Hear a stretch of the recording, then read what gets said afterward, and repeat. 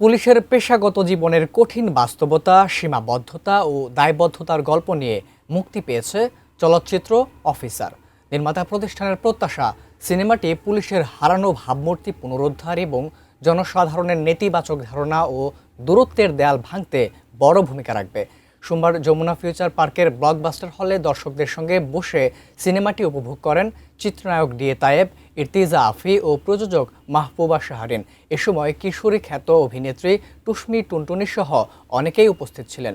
চিত্রনায়ক ডিএ তায়েব জানান, এতে পুলিশের কোনো কাল্পনিক রূপ নয়, বরং জনগণের নিরাপত্তায় তাদের আত্মত্যাগের প্রকৃত চিত্র ফুটিয়ে তোলা হয়েছে।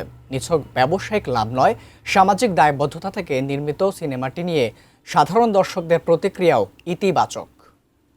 সীমাবদ্ধতা, দুঃখ, দুর্দশা, কষ্ট এবং ব্লেম নেয়া, অপমান সহ্য করা এবং অজানা তথ্য এটা আছে, এটা প্রচুর আছে।